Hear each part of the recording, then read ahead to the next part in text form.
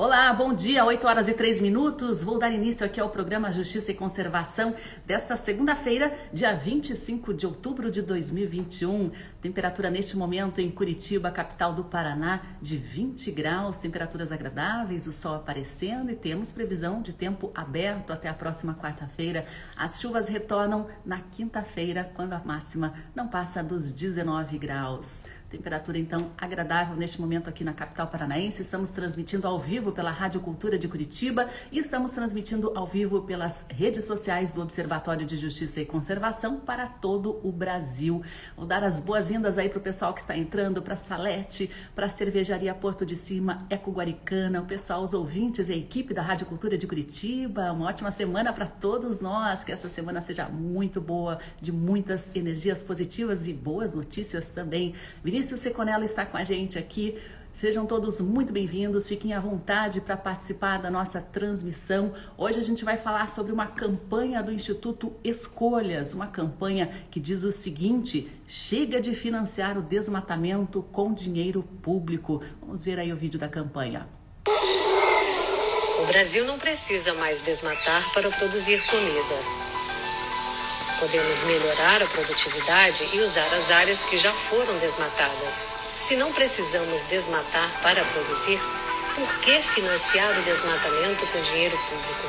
Ao queimar nosso maior patrimônio, a Amazônia, as chamas não devoram só dinheiro, queimam também o nosso futuro.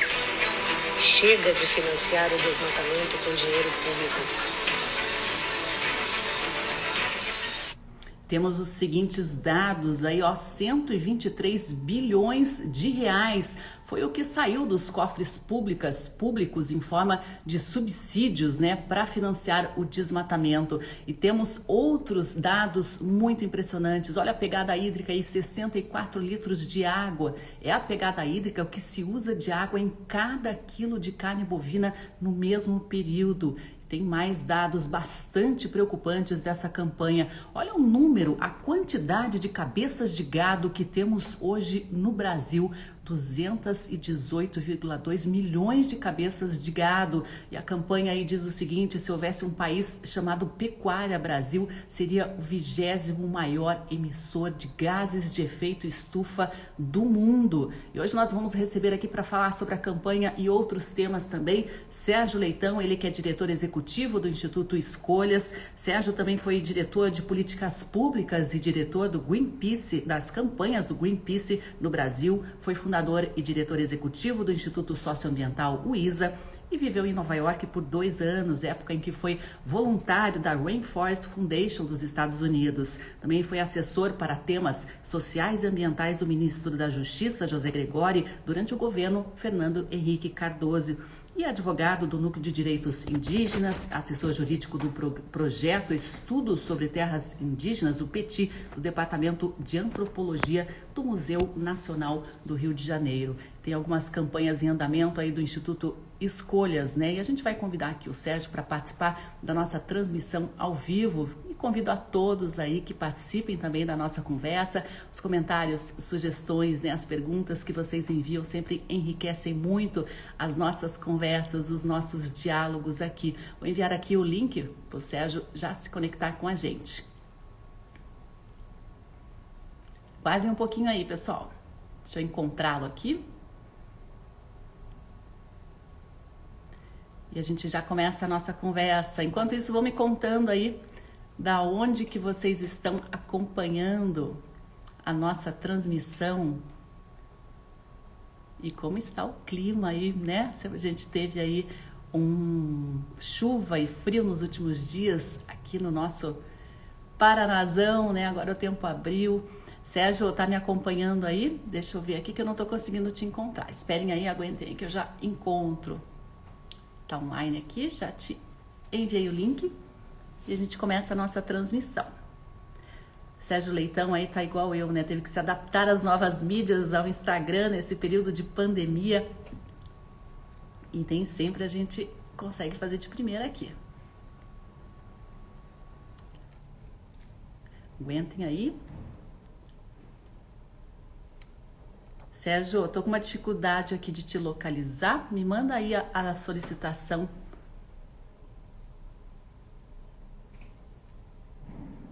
de transmissão que a gente já começa, tá? Acho que é mais fácil aí você me encontrar do que eu te encontrar. Aí. Lembrando, né, pessoal, tem concurso de fotografia rolando aí, um concurso em parceria com o blog Conexão Planeta, que tem prêmios muito legais, né? E vai ter escolha do júri popular. Bom dia, Sérgio Leitão, seja muito bem-vindo aqui ao programa Justiça e Conservação. Bom dia, Sandra. Bom dia a todos, a todas, a todos que nos assistem. Prazer estar aqui. Muito obrigado pelo convite. Nós que agradecemos. É uma honra recebê-lo aqui, o seu histórico, né, no trabalho, na pesquisa e no ativismo também em prol aí do nosso patrimônio natural brasileiro. Sérgio, temos essa campanha aí, chega de financiar o desmatamento com dinheiro público. Bancos, inclusive públicos, estão financiando essa onda de destruição das nossas florestas, é isso mesmo? Sim, porque o motor do desmatamento é o financiamento público. Ou seja, o trator não se mexe, a motosserra não funciona se não tiver o óleo diesel. E isso custa caro, custa dinheiro, né? E esse dinheiro vem exatamente do custeio, né, que é dado pelos financiamentos. E o financiamento é dado, inclusive, a taxas diferenciadas, a juros mais baratos. Porque o que um estudo do Instituto Escolhas mostrou, chamado do pasto ao prato, é o volume de recursos públicos dos governos estaduais, do governo federal, que subsidia a agricultura, a pecuária, no caso, a chamada cadeia da pecuária da carne bovina, que no Brasil é praticada hoje fundamentalmente quando a gente olha para aquilo que acontece no Cerrado, na Amazônia, com o desmatamento. O desmatamento é um insumo básico pelo qual essa atividade se realiza. E aí a gente tem um problema muito grave, Sandra, que é o fato que quando a gente olha o desmatamento na Amazônia, e isso é dados do Amazon, que tem uma longa pesquisa sobre a questão do desmatamento na região, 90% do que é desmatado na Amazônia é justamente para servir de pasto. E aí temos digamos assim, um terceiro problema. O primeiro é, quem financia essa máquina é o dinheiro público, que flui, né? Ele chega na mão das pessoas exatamente pelos bancos. Os bancos são a correia de transmissão desse financiamento.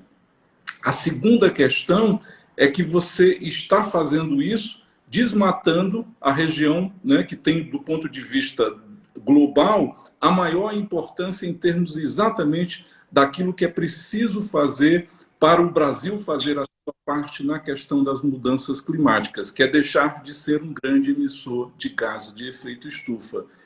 E o terceiro, né, a terceira parte dessa equação é de que nós não precisamos mais estar fazendo isso. Ou seja, a gente desmata com dinheiro público, esse desmatamento serve como um insumo para a pecuária, e do ponto de vista da produção, isso são palavras da ministra da Agricultura, Tereza Cristina, a ministra do dia de hoje, que está lá em Brasília, no Ministério. Ela disse, o Brasil não precisa da Amazônia para produzir. Ela disse, nós já temos 90 milhões de hectares desmatados.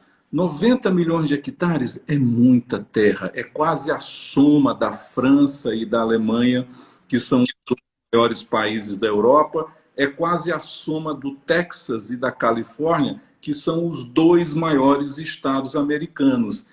E essa pecuária na Amazônia, para a gente ter uma ideia, isso é dado de um pesquisador, João Meireles, do Instituto Piabiru, ela ocupa o correspondente aos estados do Sul e do Sudeste. Então a gente tem uma situação onde não precisamos mais dela para efeito do ponto de vista da Amazônia para a produção e continuamos desmatando, continuamos financiando esse desmatamento com dinheiro público. Então, o que a campanha está dizendo, inspirado nas palavras da ministra da Agricultura, Tereza Cristina, chega a financiar o desmatamento com dinheiro público. Vamos financiar quem vai produzir com mais qualidade, com mais sustentabilidade, sem o desmatamento. E aí tem, lógico, também a cobrança e a coerência por parte da nossa ministra da Agricultura, assim como das grandes lideranças do agro, porque não foi só a ministra Tereza Cristina que disse isso. O ex-ministro Roberto Rodrigues, da Agricultura, também o disse, a ex-ministra da Agricultura, Cátia Abreu, também disse, e o ex-ministro da Agricultura, Blairo Maggi, também disse. 2 homens, 2 mulheres, né? Todos eles ministros e ex-ministros da Agricultura, todos eles dizendo a mesma coisa, todos eles unidos por um fato, né, que é muito preocupante. Disseram, mas não fizeram. Então também tem um chamado à coerência. Se dizem, por favor, vamos tratar de aplicar aquilo que tanto defendem, né, no exterior, de que o Brasil tem uma pecuária verde. Se é verde de verdade, vamos financiar apenas quem não desmata. E a gente vê que na prática a teoria é outra, né, Sérgio? O discurso é muito bonito, muito coerente, mas na prática a gente vê um caminho totalmente na contramão. Mas é possível zerar o desmatamento sem ter um impacto na nossa economia brasileira, que é altamente dependente da agropecuária? É exatamente em função disso que todos os ex-ministros e a atual ministra da Agricultura diz. Nós já temos 90 milhões de hectares abertos, é essa área correspondente à soma da Califórnia e do Texas, ou da Alemanha e da França.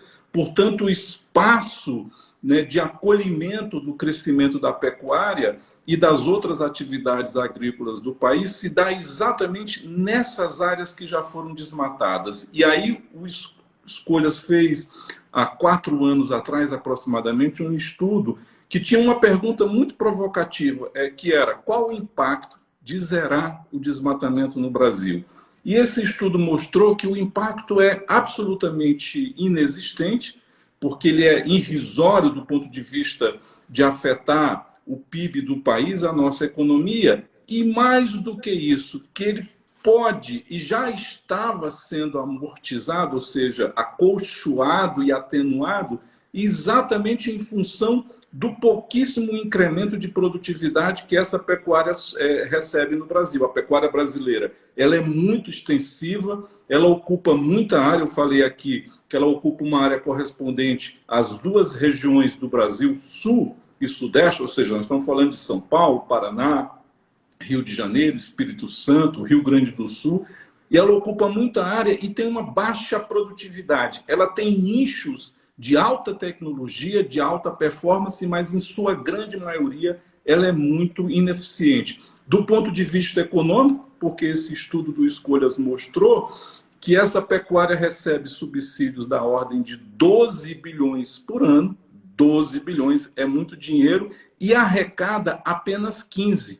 Ou seja, praticamente 80% do que ela arrecada é decorrente, diretamente relacionado ao volume de subsídios. É quase como se a gente dissesse: a gente está quase assinando a carteira do boi, porque ele é funcionário público, ele recebe todo o apoio do Estado e todo o dinheiro que movimenta essa atividade decorre de subsídios concedidos pelos governos estaduais e federal. E, além disso, ela é muito ineficaz do ponto de vista ambiental, porque como ela precisa desmatar essa pecuária extensiva, ela emite muitos gases de efeito estufa. Quando a gente olha para a Amazônia, em média, as suas emissões de CO2 por quilo de carne estão na ordem de 145 quilos de CO2 por quilo de carne. Quando a gente olha para a pecuária do Paraná, é 23 quilos. Olha a diferença gritante. Por quê? Porque lá na Amazônia o desmatamento está comendo solto, né? Então essa pecuária, se houvesse, né, um país chamado Pecuária Brasil, faria com que nós fôssemos os 20º maiores emissores de gás de efeito estufa do mundo. Ou seja, a gente equivaleria a um país do tamanho da Inglaterra, olha que economia pujante, do tamanho da Argentina, que é, em que pese os seus percalços econômicos de há muito, um grande país, uma grande economia muito forte exatamente na agricultura. Então, o que a gente está dizendo é o seguinte: por que a gente financia uma atividade que é ineficaz do ponto de vista financeiro e que é altamente danosa do ponto de vista ambiental? Se a gente pode fazer exatamente a junção ou a união do ótimo com o bom.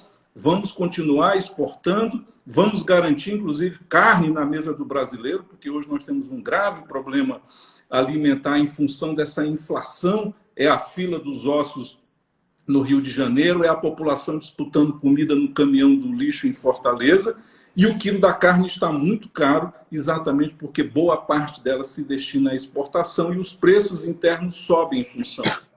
Então, acho que temos aí uma situação onde, a partir das tecnologias que o país já desenvolveu com a Embrapa, que tem um programa chamado Carne Verde. Ou seja, o problema não é tecnológico, o problema não é financeiro, o problema é político, porque a gente está falando aqui, destinem o dinheiro para quem sabe produzir mais e melhor. Agradecer a Salete aí que está levantando a hashtag, né? Não financie o desmatamento. E tem informações também sobre essa campanha no site www.escolhas.org, que é o site do Instituto Escolhas, que lançou essa campanha justamente no Dia da Pecuária. É um chamado aí para as pessoas refletirem a respeito, né, de como é produzida e a que custo é produzida a carne aqui hoje no Brasil. As custas do desmatamento, as custas do dinheiro público que poderia ser investido em outros setores. E por que é tão fácil os desmatadores, os grileiros, terem acesso a esse financiamento público em bancos públicos e privados, Sérgio? Porque, Sandra, a gente continua operando com uma noção absolutamente defasada que, a rigor, orienta o sentido desse processo de ocupação do território brasileiro e do qual o governo e as pessoas e a sociedade precisam se desapegar, precisam se livrar. É aquilo que eu citei aqui o João Meireles, mas ele está com um artigo belíssimo na página 22, ele chama de boi-economia. Nós temos essa visão, né, de que, como no processo colonial, a gente viveu aquilo que se chama classicamente na literatura da ciência política no Brasil, uma civilização do couro, né?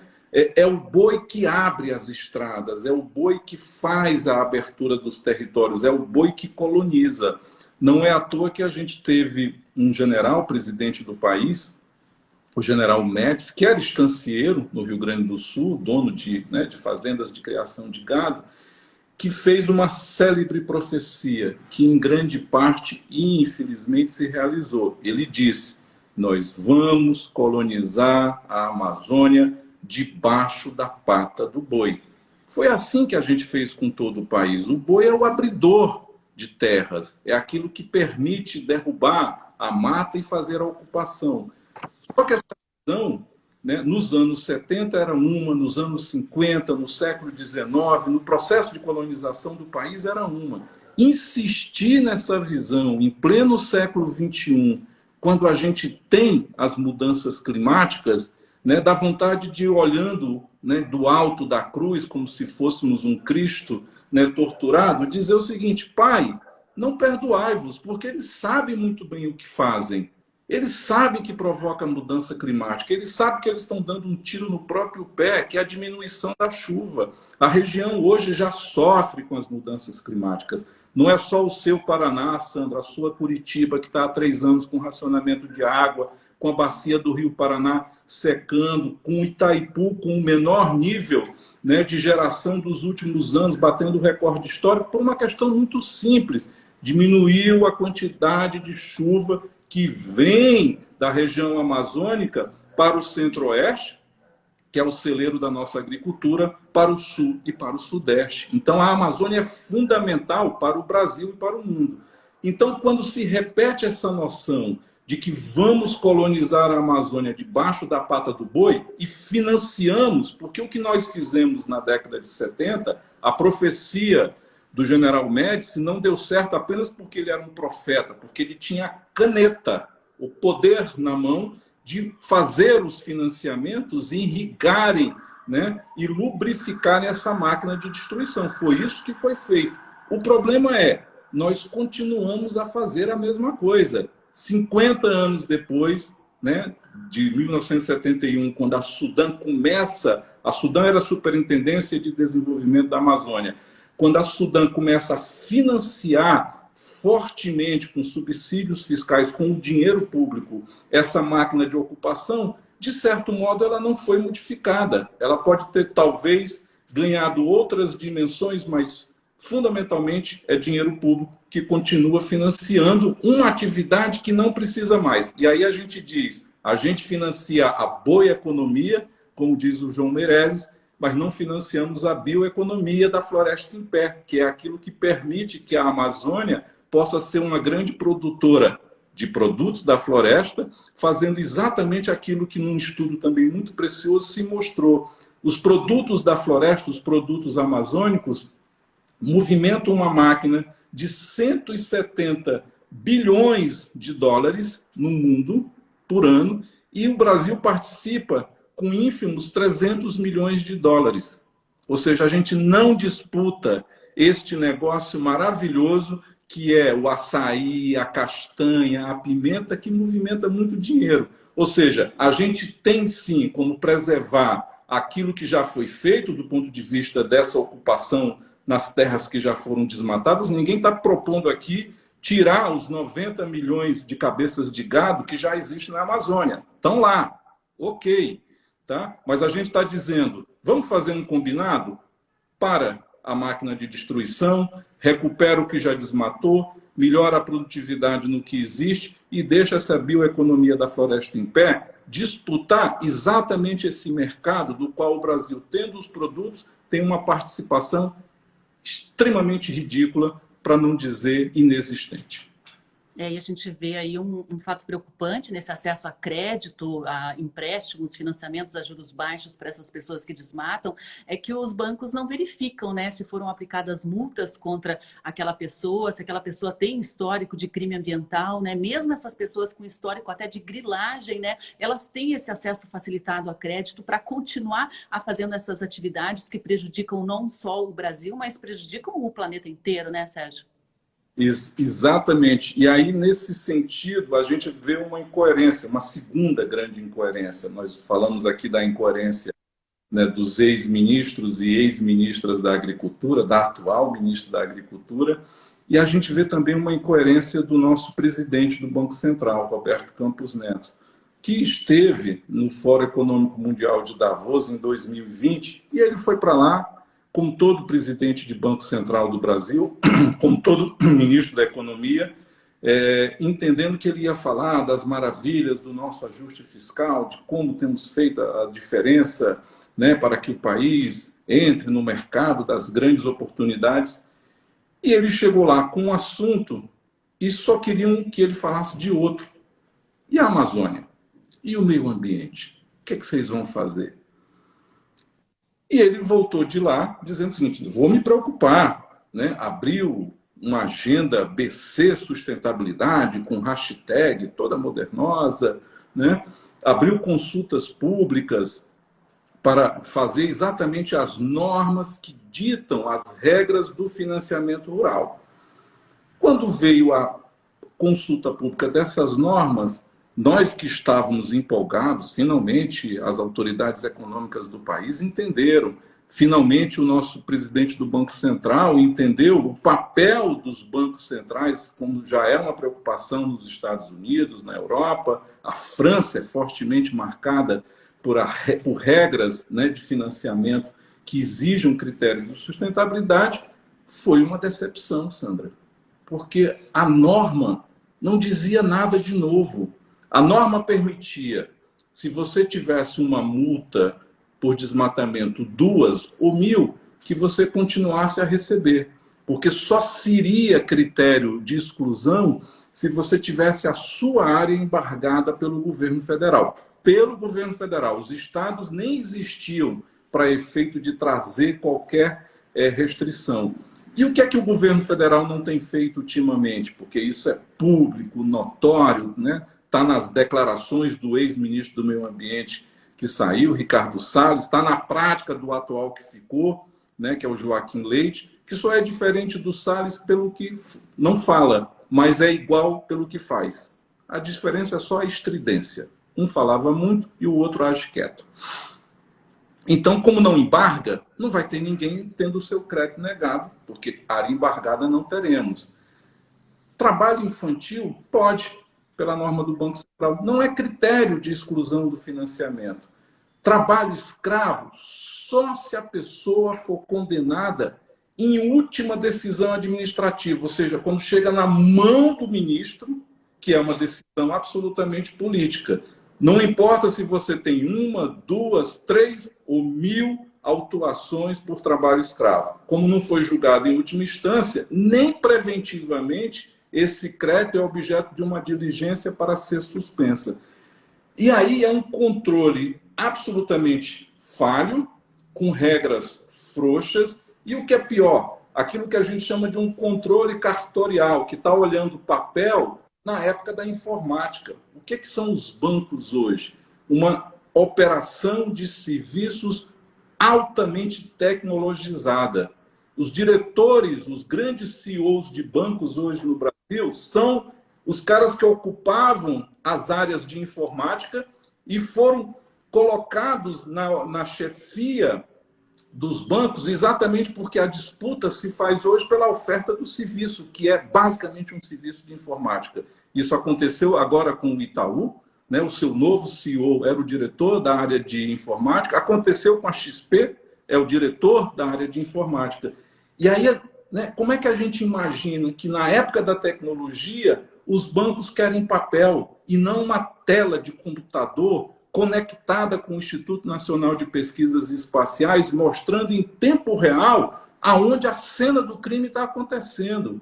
Então, se é no município chamado São Félix do Xingu, que tem o maior rebanho na Amazônia e é o maior emissor de gases de efeito estufa do Brasil, mais do que São Paulo, mais do que Rio de Janeiro, mais do que qualquer grande capital. É uma cidade do interior do Pará quem mais emite gases de efeito estufa. Então, como é que os bancos, né, não estão com uma tela de computador mostrando em tempo real o desmatamento para dizer o seguinte: vamos atuar preventivamente, vamos pelo menos suspender os financiamentos naquela região onde aqui a nossa tela está pulsando e os focos de queimada estão avermelhando a tela do computador e vamos ver o que está acontecendo.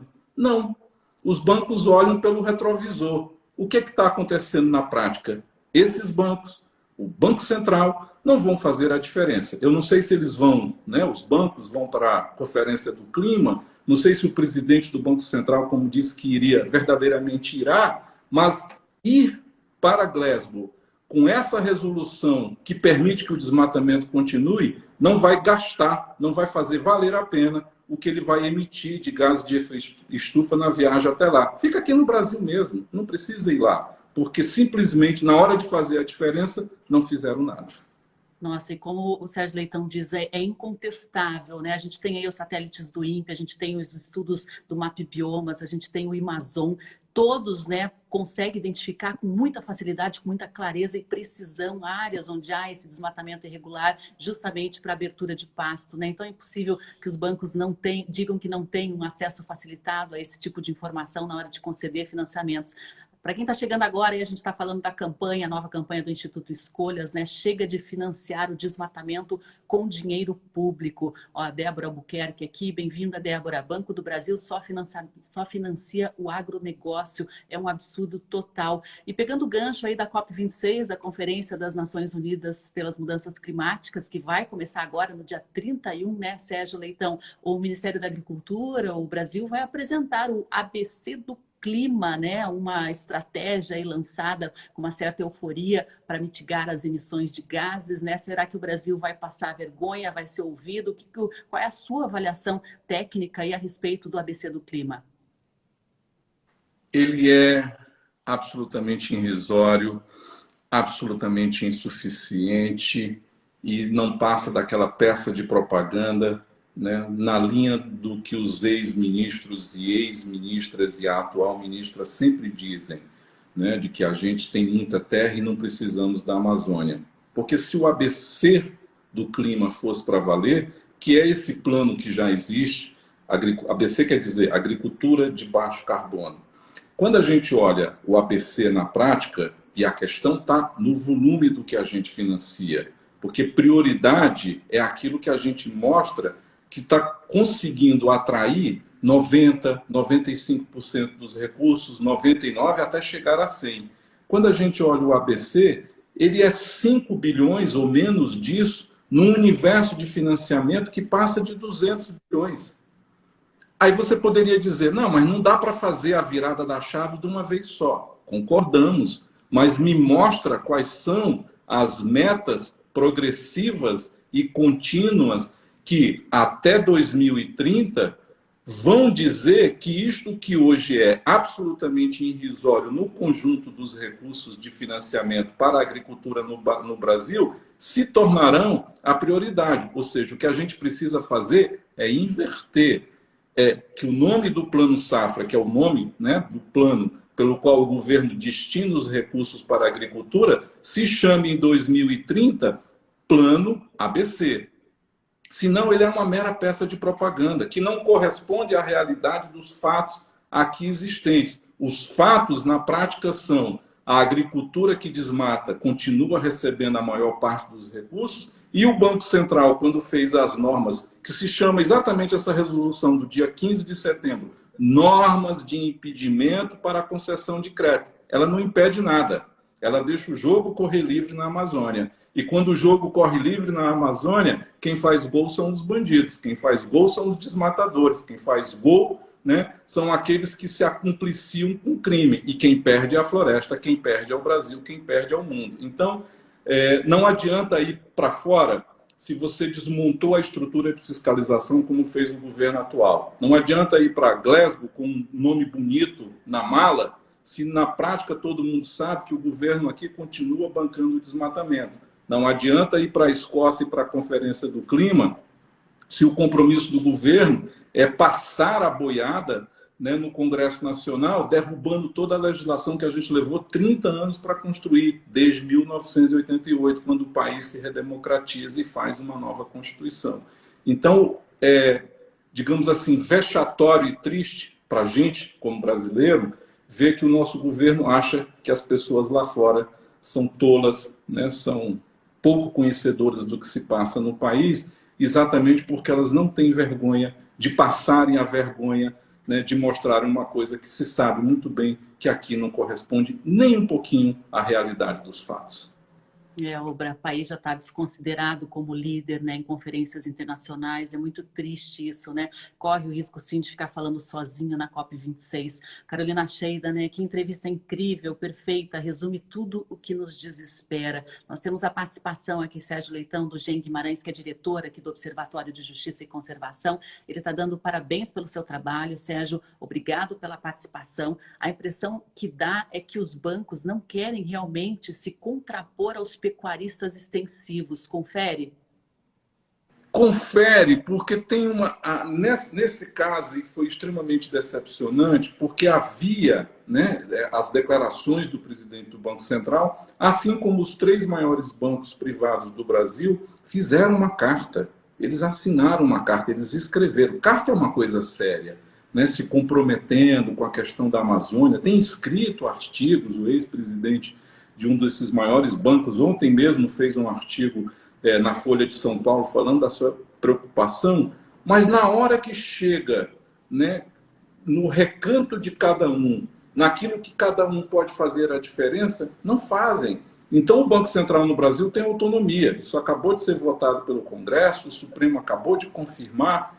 Então, autonomia significa que, em defesa da moeda, que é o papel de guardião fiscal que o Banco Central exerce, ele vai tomar as medidas que tiver que tomar. Ele vai subir os juros preocupado com a retomada da inflação. Ele vai dizer, não vou dar crédito para quem desmata, exatamente porque eu estou entendendo que hoje o papel dos bancos centrais é também cuidarem, né, dessa transição para aquilo que se chama uma economia de baixo carbono. E a gente não vai ter uma economia de baixo carbono se a gente continuar desmatando a Amazônia. Porque o que a gente está vendo agora? É a discussão na COP do clima de se criar taxas que se chamam taxas de ajustamento de fronteira. O que é isso?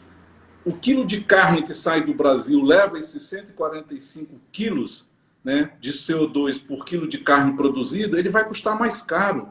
Ele vai ser taxado em função exatamente do seu teor de emissões de gases de efeito estufa que ele está a carregar. Portanto, isso vai afetar a economia do país. Clima e economia já se interligaram. Então, não adianta falar que tem uma agenda que agora a gente chama por 3 letrinhas, né? A gente falou aqui do ABC e agora estamos no ESG, que é o ambiental, o social e a governança. Não adianta encher a boca de ESG ou de ABC e isso não corresponder às práticas efetivas. Porque só teremos bancos comprometidos com o meio ambiente quando eles mostrarem ao final do ano quantos financiamentos você negou, quantos negócios você deixou de fazer exatamente porque você está praticando, me desculpe o pleonasmo, a repetição, praticando na prática, né, aquilo que se espera de um compromisso real. Foi isso que nós pedimos, por exemplo, nas consultas que o Banco Central fez, o Instituto Escolhas. Foi lá, mandou sugestões e pediu relatórios anuais dos bancos sobre suas operações, como já fazem os bancos na França. Mas aqui tem sempre aquela espécie de, sabe, a repetição mal feita ou a cópia mal copiada, que é a gente diz que está trazendo de fora do Brasil para cá as novidades, mas as novidades na hora da tropicalização são aquelas que permitem nada mudar, né? Então os bancos têm uma agenda ESG, mas a gente não vê a mudança na prática. Então eu acho que tem uma questão aí que na hora que o Banco Central tinha que dizer que era autônomo, né, para tomar suas decisões em relação ao desmatamento, ele seguiu a agenda da Frente Parlamentar Agropecuária e nada fez de diferente. A bancada do gado, né, que tem muita força e representa um agronegócio bastante nocivo, né? A gente tem uma participação aqui da Carolina Sheida, ela pergunta, Sérgio, qual a perspectiva do Green Act a sair do Congresso dos Estados Unidos? Seria efetivo mesmo? Pode ser uma esperança? Ela ainda explica melhor aqui, ela diz com relação à nova redação com exclusão aos produtos brasileiros que corroboram com práticas avessas à conservação. Acho que a primeira questão que a gente tem que, talvez, criar uma vacina, né? Nós estamos em tempos de falar sempre dos efeitos das diversas vacinas. E, nesse sentido, a gente tem que se vacinar contra uma perene opinião que sempre que se quer fazer coisas como essa que eu falei da taxa de ajustamento de fronteira ou essa da lei em discussão no Congresso americano, que isso é uma mera peça de concorrentes que querem prejudicar as exportações do nosso agro. Vamos combinar o seguinte, todo mundo tem interesses. Os Estados Unidos têm os seus, os países europeus têm os seus, a China tem os seus e nós temos os nossos. O problema na disputa comercial, o problema na concorrência é quando aquilo que o seu concorrente diz de você é verdade. Porque aí você está absolutamente, né, impossibilitado de se defender quando isso que vem sendo discutido há muitos anos vai chegando. E a nossa posição, mesmo a posição do Itamaraty, que sempre se orientou pela defesa comercial do país, né, nunca conseguiu reconhecer que a gente precisava mudar aqui dentro. Agora, muito recentemente, né, inclusive num artigo de um ex-embaixador de bastante peso, que é o embaixador Rubens Barbosa, ele disse: o eixo da política do Itamaraty precisa mudar da defesa comercial para a dos temas ambientais, porque o novo eixo de inserção do país no cenário internacional tem o ambiental como passaporte que vai carimbar os nossos produtos nas alfândegas do mundo. Se a gente não entender isso, a gente vai perder mercado. E existe aí uma soberba brasileira, né, uma espécie de delírio de que o mundo sempre irá depender de nós, né, fruto dessa visão de que a gente sempre é o país grande, o país do futuro, que nos confere uma arrogância destituída de qualquer sentido. Porque a gente é arrogante e não consegue dar conta de resolver nossos problemas. A nossa cozinha, né, o nosso quintal, né, continua, né, com as mesmas questões de sempre. Então, o que a gente precisa entender é que esta discussão do Congresso americano, essa discussão no Parlamento Europeu, as exigências que levaram ao bloqueio do acordo Mercosul-União Europeia, né, o fato de que a própria China ontem a China anunciou, né, suas posições para a Conferência do Clima. Ela subiu a barra e vai subir à medida que ela for fazendo os seus deveres de casa, que ela for criando novas possibilidades de energia, que sua população vá tendo fontes novas de renda, porque é próprio de cada um de nós exigir. A questão ambiental, a discussão sobre o meio ambiente, tem a ver também com o avanço civilizatório que nos permitiu dizer o seguinte: eu não quero continuar respirando um ar sujo. A poluição, que foi um tema forte dos anos 70, dos anos 80, volta sob novas roupagens, sob novas questões que têm a ver exatamente com uma preocupação em escala mundial daquilo que é o drama da mudança climática. Então, a gente fazer de conta que isso é só um mero jogo de disputa comercial é manter a cabeça de avestruz permanentemente enfiada no buraco, não resolver os problemas que são nossos, que podem ser resolvidos. Eu falei aqui da carne verde do programa da Embrapa, ou seja, a gente tem tecnologia e tem recurso, mas a gente continua, e isso é uma espécie quase de patologia social do nosso país. Aqui, quando a gente vai para fora, em vez da gente criar a diferenciação dos setores que fazem direito, dos setores que fazem errado, a gente sempre pune ou a gente sempre paga a conta pelo quem faz o errado. É isso que precisa mudar. Ou seja, ao invés da gente ir lá fora, falar de verdade que temos uma carne verde, que essa vai ser, o carro-chefe das nossas exportações, a gente acaba fazendo a defesa de quem continua desmatando a Amazônia.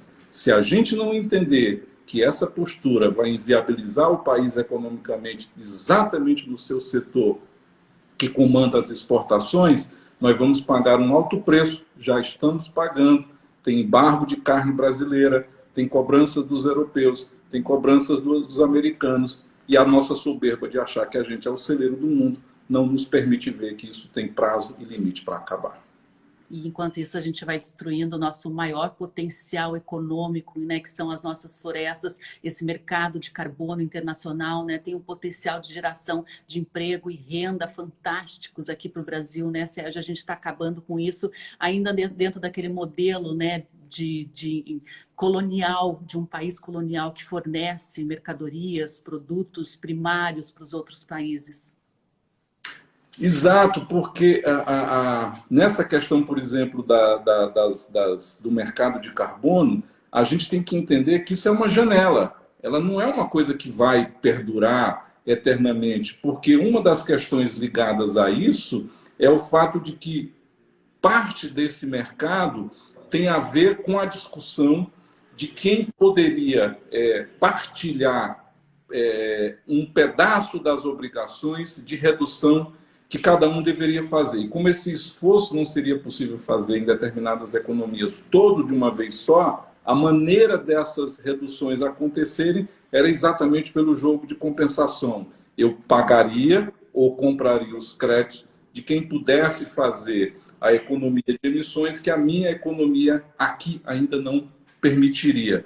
Só que à medida que os países vão fazendo o esforço tecnológico de transição das suas economias, a China está fazendo, os europeus estão fazendo, o plano Biden agora, uma das questões que ele apresenta é que os Estados Unidos, até 2030, têm uma matriz elétrica 100% limpa. E o que a gente está fazendo no Brasil? O contrário, a gente está sujando a nossa matriz, enchendo-a de térmicas a diesel que vão emitir muito gás de efeito estufa e vão custar muito dinheiro para a população, em vez de fazer o país bombar cada vez mais em eólica, em energia solar, em biogás, que a gente tem de sobra para dar e vender. Então, essa janela das emissões, a gente só aproveita se for agora, porque se a gente ficar demorando muito tempo, daqui a pouco o mundo vai dizer, eu não preciso mais, eu já fiz a parte aqui do meu esforço, eu já garanti a minha transição, eu já mudei meu processo produtivo, eu já atualizei minhas linhas tecnológicas de produção, obrigado, tchau e bênção. Então, acho que o país também consegue transformar situações que seriam excelentes para fazer todo este processo de complementação dos recursos, porque eu acho que um outro erro nessa discussão é que o Brasil tem um velho defeito. Ele é rico na hora de destruir e é pobre na hora de conservar. Então, ele destrói com o dinheiro do BNDES, ele destrói com o dinheiro do Banco do Brasil, ele destrói com o dinheiro dos bancos privados, ele destrói com os subsídios que concede para a pecuária. Aí, quando você fala em conservação, peraí, agora eu preciso do apoio internacional. Mas como? Você tem 200 bilhões para o Plano Safra, você não consegue colocar mais 10% em cima desses 200 bi para fazer as medidas de conservação, para a recuperação da chamada reserva legal, que é aquele pedaço de floresta que você não pode fazer o corte raso, ou seja, desmatar integralmente. Você não consegue recuperar sua área de preservação permanente, as chamadas APPs, que ficam na beira dos rios, que são fundamentais, indispensáveis para a gente produzir água. Que o grande problema do Brasil hoje é que a água acabou, o país secou. Né? E vai continuar secando, infelizmente, cada vez mais, se a gente não reverter todo esse processo de degradação. Então, a ilusão de que o dinheiro tem que vir de fora, que é uma desculpa fácil para não mudar, é uma desculpa fácil para não fazer o dever de casa, e é uma desculpa fácil para não entender que o dinheiro que virá de fora virá para complementar aquilo que a gente pode fazer aqui, com dinheiro nosso, do nosso orçamento, do orçamento do país. Ou seja, temos uma ótima boa notícia para dar. O Brasil pode ser senhor da solução dos seus problemas. Ele não é só o criador do problema. O problema é que, para tanto, a gente precisa, sim, encarar essas forças políticas que comandam o atraso, que comandam com suas desculpas esfarrapadas aquilo que a gente, né, deveria fazer, mas elas bloqueiam. Por isso que essa campanha do chega de financiar o desmatamento com dinheiro público permite escancarar essa contradição, permite chamar, né, as falas, né, e abrir a discussão com a sociedade daquilo que a gente pode fazer, mas tem gente que não deixa acontecer. Excelente, excelente e necessário. A gente tem ainda uma questão bem interessante levantada aqui pelo Cauê de Abreu. Ele fala que na dita transição para a previsão de segurança alimentar entre a agricultura convencional para a alimentação gerada na agroecologia, apontada como previsão para a alimentação das escolas, ele comenta aqui que até o presente não tem linhas de financiamento. A gente percebe, né, que essa agricultura baseada na agroecologia, ela tem uma dificuldade muito grande, né, Sérgio, de acesso a crédito. Porque o crédito ele fica concentrado na mão, né, dessa grande pecuária, e mesmo quando ele vai, no caso do PRONAF, que é o Programa Nacional, né, para a Agricultura Familiar, quando ele vai na Amazônia para o PRONAF, basicamente 90% dele continua sendo dado para a pecuária. Então, o que a gente precisa fazer, e eu tenho dito e repetido, essa bioeconomia da floresta em pé, essa agricultura do orgânico, essa que não usa o veneno, se quiserem podemos chamar também de defensivos agrícolas para não ofender ao gosto de ninguém, ela não recebe as mesmas oportunidades desta agricultura que só chegou no ponto que chegou porque o país investiu. E eu sempre digo que o agronegócio no Brasil se comporta muitas vezes... Sabe aquela criança mimada? Que por mais que o pai e a mãe façam, dê dinheiro, dê recursos, provenha a melhor escola, ela está sempre reclamando de que não recebe tudo, que o país não lhe agradece. A gente passa o dia agradecendo o agro. Bom dia, agro. O agro é tudo, o agro é tech, o agro é pop. E eu nunca vi o agro dizer obrigado, Brasil. Obrigado, povo brasileiro. Obrigado, povo nordestino. Obrigado, povo sudestino, por tudo que vocês me concedem de financiamento. Então, é muito dinheiro. Nós temos uma Embrapa com mais de 10 mil pesquisadores, que é fruto do investimento do meu, do seu, do nosso dinheiro. Eu nunca vi o agro dizer obrigado.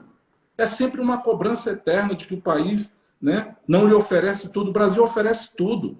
Subsídios, é tanto que tem um pesquisador do Instituto de Direito Tributário que diz que tem tanto subsídio, inclusive para os remédios da pecuária, que se você tiver um problema de saúde, Sandra, chega na farmácia mugindo ao invés de tossindo, que sai mais barato.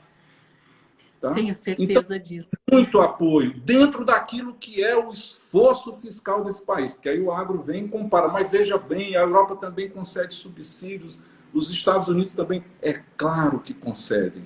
Todos os países concedem subsídios para a sua agricultura. Talvez com exceção da Nova Zelândia, que tomou uma decisão lá atrás de zerar. Não vou dar dinheiro nenhum para a agricultura.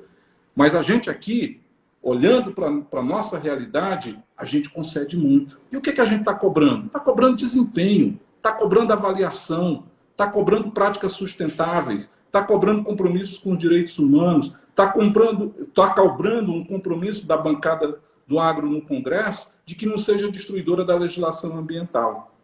Então é muito apoio. E o que a gente está dizendo é que esse apoio tem que ser melhor distribuído também. Ele tem que ir para essa bioeconomia da floresta em pé, ele tem que ir para essa agricultura que produz sem agrotóxicos, ele tem que ir para a agricultura urbana, que o Instituto Escolhas mostrou que é uma grande realidade no Brasil, porque ela permite exatamente a produção ao lado das nossas casas, aqui em São Paulo, em Fortaleza, no Rio Grande do Sul, em Curitiba, com o chamado encurtamento dos circuitos, que é o quê? Vem num caminhãozinho ali, não vem de longe, né? E vem por um preço muito mais em conta e vem, né, beneficiando uma série de atores sociais, especialmente as mulheres, no Rio de Janeiro as mulheres negras, que hoje, ainda mais numa situação como essa da pandemia, precisam dramaticamente de geração de renda. E a gente mostrou que aqui em São Paulo, de onde eu falo nesse momento, né, essa agricultura urbana tem um potencial de prover, de atender com legumes e verduras em 60 mil hectares toda a população da região metropolitana de São Paulo. Eu estou falando de 20 milhões de habitantes. Eu não estou falando de 20 pessoas, de 200 mil pessoas ou de 2 milhões de pessoas. Eu estou falando de 20 milhões. Então é um enorme potencial. O que é que essa economia precisa? Né? Aquilo que a boa economia já recebe. Né? Que foi tempo para mostrar que ela pode dar resultado, né? Porque se cobra destas economias novas que elas no dia seguinte já estejam ali dando todo o resultado do mundo. Aí é concorrência desleal. Né? Essa economia tradicional teve toda a paciência do mundo, né? Inclusive para não mostrar os resultados que nunca mostrou. Então o que é que ela precisa? De crédito, ela precisa de tecnologia, porque a gente está fazendo um estudo agora que mostra, né, que a questão da assistência técnica é fundamental para essa transição para uma economia de baixo carbono, para essa agricultura do país prover o mundo de produtos que sejam feitos, produzidos, né, com a garantia de que não fizeram mal ao meio ambiente e que usaram as melhores técnicas possíveis. Então é isso que a gente precisa garantir, ou seja, dar para o restante da economia as mesmas oportunidades que o agronegócio teve e mostrou ao mundo que pode ser um grande produtor. A cobrança agora é: vamos produzir mais e melhor. É algo como uma justiça econômica também, né? A gente tem algumas participações aqui que eu vou finalizar a nossa entrevista, né? Marco Cachoeirismo, dizendo aqui pauta importantíssima, dando os parabéns aí pela live, obrigada. O pessoal aí do Fórum Nacional Animal comentando que aqui no Brasil a Marfrig compra parte de uma grande empresa que desmata para produzir carne. A mesma Marfrig pede dinheiro emprestado ao Banco Internacional para investir em sustentabilidade. Olha só que absurdo. A Crata Calum, já desgastamos demais a biodiversidade no Brasil. Será que dá para esperar até 2030? Não, já perdemos tempo. Estamos em ponto de não reversão, de não recuperação. O Omantai, no Fórum Animal, dinheiro para expandir a empresa, eles possuem, ainda ali sobre a Marfrig, né, ele está comentando, para preservar o meio ambiente, não tem. Que coisa, né? Esse é o nosso Brasil, né? É muito contrassenso junto, né? Jean Guimarães, aqui diretor do Observatório, financiar o desmatamento é crime contra esta e as próximas gerações. Seria possível agir juridicamente contra estes financiadores? Vamos finalizar aí a live, Sérgio, dizendo o que podemos fazer, né? Nós como Observatório, com ação jurídica e as pessoas, os cidadãos comuns. A questão tocada dos grandes frigoríficos brasileiros é muito importante, porque como essa cadeia da carne bovina recebe generosos subsídios, e isso, lógico, que transmite, né, o preço que é comprado, né, pelos grandes, dos animais comprados pelos grandes frigoríficos, tem aí uma questão super importante. Esses frigoríficos assumiram até o compromisso de não mais comprarem, né, daquilo que não se saiba de onde vem, mas com uma espécie de crediário de muitíssimo longo prazo. Eles já tinham prometido há 10 anos atrás, né, que iriam não mais comprar na Amazônia de quem não conseguisse dar a garantia de que vinha de uma cadeia livre do desmatamento. Não cumpriram e agora pediram mais 5 anos em relação à Amazônia e 10 anos em relação ao Cerrado. E aí a gente devia se perguntar, precisa desse prazo? E a gente vai responder, não. Porque se você cruzar duas informações, que é a guia de transporte animal, né, mais uma sopa de letrinhas, GTA, com a guia da vacinação do Sisbov, você consegue mostrar de onde vem o boi, né?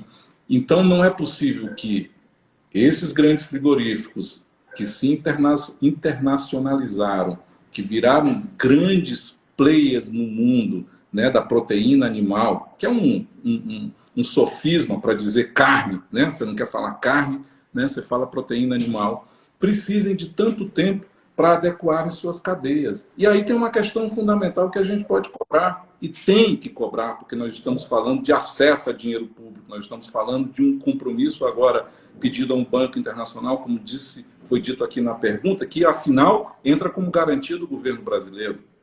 Essas operações todas têm, em última instância, o país como seu garantidor. Ora, nós estamos falando aqui de quem pede dinheiro, de quem recebeu o dinheiro do BNDES, de uma cadeia que acaba tendo preços mais baixos exatamente porque recebe esse subsídio que eu falei, que garante 80%, né, da rentabilidade do setor, né, e a gente não vê o compromisso com a questão ambiental. Na hora de dar a demonstração, pede prazos que são longos e inaceitáveis. Então a gente também tem que dizer que nesse chega de financiar o desmatamento com dinheiro público, precisa também ser chega de financiar o desmatamento com o dinheiro de quem quer que seja, dos bancos públicos, dos bancos privados, dos frigoríficos, e eles têm que assumir sua parte de responsabilidade.